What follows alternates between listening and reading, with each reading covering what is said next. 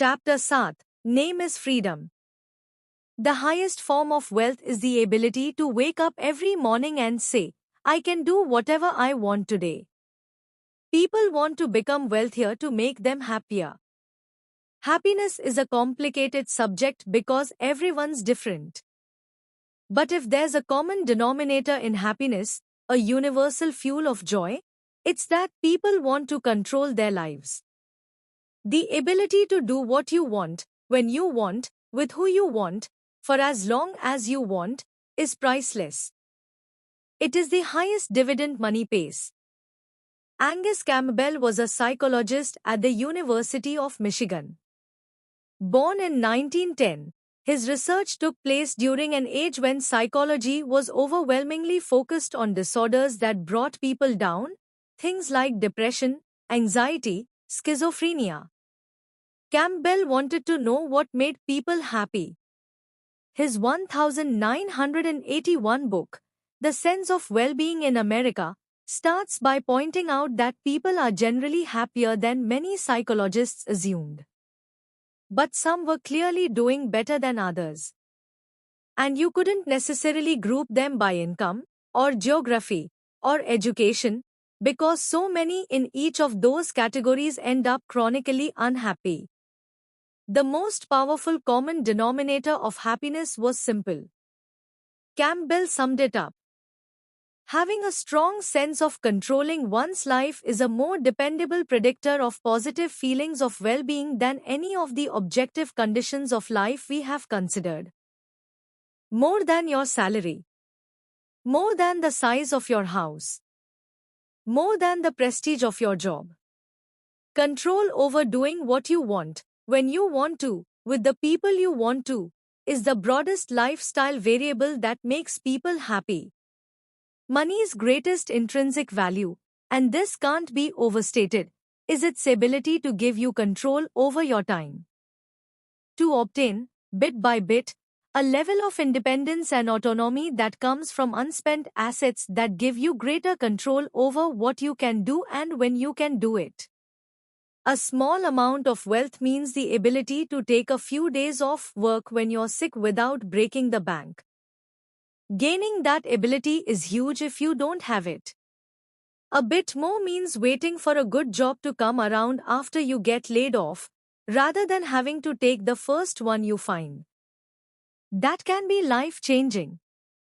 6 months emergency expenses means not being terrified of your boss, because you know you won't be ruined if you have to take some time off to find a new job. More still means the ability to take a job with lower pay but flexible hours. Maybe one with a shorter commute. Or being able to deal with a medical emergency without the added burden of worrying about how you'll pay for it. Then there's retiring when you want to, instead of when you need to. Using your money to buy time and options has a lifestyle benefit few luxury goods can compete with. Throughout college, I wanted to be an investment banker. There was only one reason why: they made a lot of money. That was the only drive, and one I was 100% positive would make me happier once I got it. I scored a summer internship at an investment bank in Los Angeles in my junior year, and thought I won the career lottery. This is all I ever wanted. On my first day, I realized why investment bankers make a lot of money. They work longer and more controlled hours than I knew humans could handle. Actually, most can't handle it.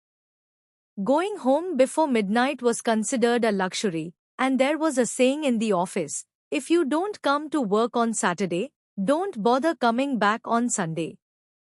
The job was intellectually stimulating, paid well, and made me feel important. But every waking second of my time became a slave to my boss's demands, which was enough to turn it into one of the most miserable experiences of my life. It was a 4-month internship. I lasted a month. The hardest thing about this was that I loved the work. And I wanted to work hard. But doing something you love on a schedule you can't control can feel the same as doing something you hate. There is a name for this feeling. Psychologists call it reactance. Jonah Berger, a marketing professor at the University of Pennsylvania, summed it up well. People like to feel like they're in control, in the driver's seat. When we try to get them to do something, they feel disempowered. Rather than feeling like they made the choice, they feel like we made it for them. So they say no or do something else, even when they might have originally been happy to go along.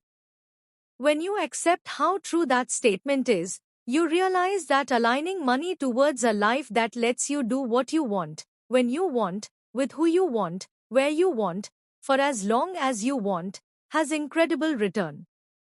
Derek Sivers, a successful entrepreneur, once wrote about a friend who asked him to tell the story about how he got rich. I had a day job in Midtown Manhattan paying $20,000 per year, about minimum wage. I never ate out and never took a taxi. My cost of living was about $1,000 month, and I was earning $1,800 month. I did this for 2 years and saved up $12,000. I was 22 years old. Once I had $12,000, I could quit my job and become a full-time musician.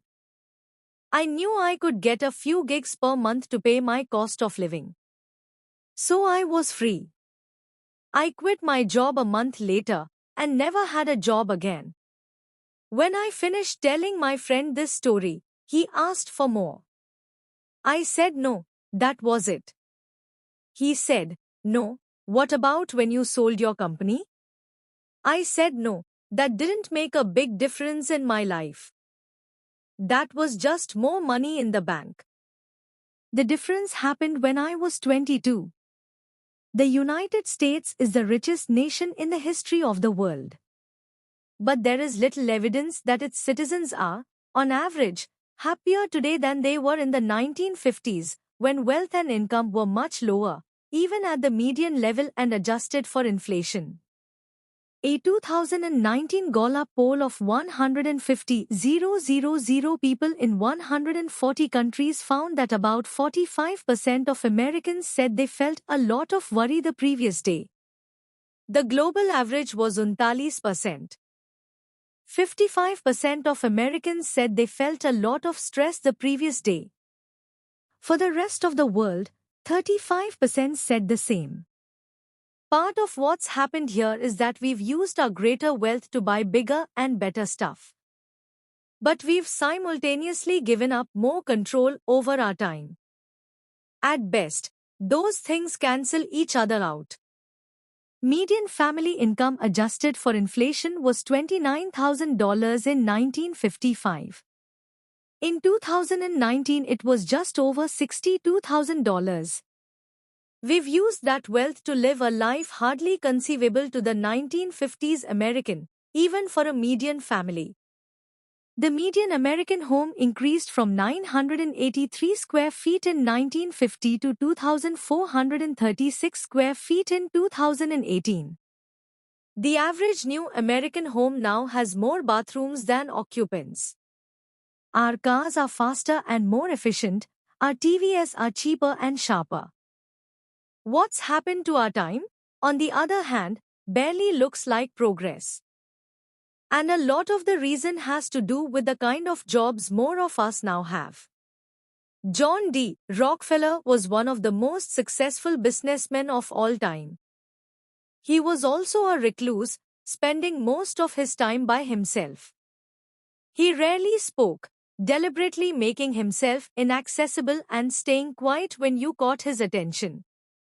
A refinery worker who occasionally had Rockefeller's ear once remarked, "He lets everybody else talk, while he sits back and says nothing."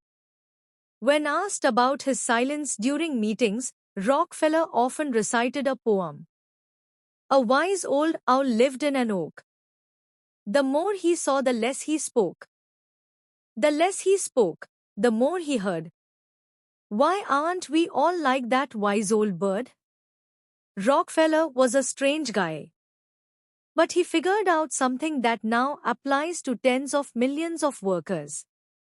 Rockefeller's job wasn't to drill wells, load trains, or move barrels. It was to think and make good decisions. Rockefeller's product, his deliverable, wasn't what he did with his hands or even his words.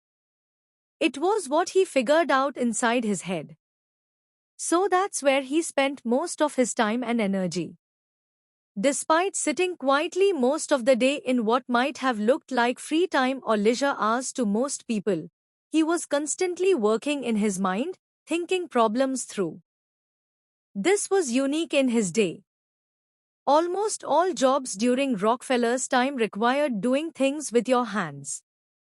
In 1870, 46% of jobs were in agriculture, and 35% were in crafts or manufacturing, according to economist Robert Gordon. Few professions relied on a worker's brain. You didn't think, you labored, without interruption, and your work was visible and tangible. Today, that's flipped. 38% of jobs are now designated as managers, officials, and professionals. These are decision-making jobs. Another 41% are service jobs that often rely on your thoughts as much as your actions. More of us have jobs that look closer to Rockefeller than a typical 1950s manufacturing worker, which means our days don't end when we clock out and leave the factory. We are constantly working in our heads, which means it feels like work never ends. If your job is to build cars, there is little you can do when you're not on the assembly line. You detach from work and leave your tools in the factory. But if your job is to create a marketing campaign, a thought-based and decision job, your tool is your head, which never leaves you. You might be thinking about your project during your commute, as you're making dinner, while you put your kids to sleep, and when you wake up stressed at 3 in the morning. You might be on the clock for fewer hours than you would in 1950. But it feels like you're working 24/7. Darragh Thompson of The Atlantic once described it like this. If the operating equipment of the 21st century is a portable device, this means the modern factory is not a place at all. It is the day itself. The computer age has liberated the tools of productivity from the office. Most knowledge workers, whose laptops and smartphones are portable all-purpose media-making machines, can theoretically be as productive at 2 p.m. in the main office as at 2 a.m. in a Tokyo WeWork or at midnight on the couch. Compared to generations prior, control over your time has diminished. And since controlling your time is such a key happiness influencer, we shouldn't be surprised that people don't feel much happier even though we are, on average, richer than ever. What do we do about that? It's not an easy problem to solve, because everyone's different. The first step is merely acknowledging what does, and does not, make almost everyone happy. In his book 30 Lessons for Living, gerontologist Carl Pillemer interviewed 1,000 elderly Americans looking for the most important lessons they learned from decades of life experience. He wrote, "No one, not a single person out of 1,000, said that to be happy you should try to work as hard as you can to make money to buy the things you want. No one, not a single person, said it's important to be at least as wealthy as the people around you, and if you have more than they do, it's real success. No one, not a single person, said you should choose your work based on your desired future earning power. What they did value were things like quality friendships, being part of something bigger than themselves, and spending quality, unstructured time with their children.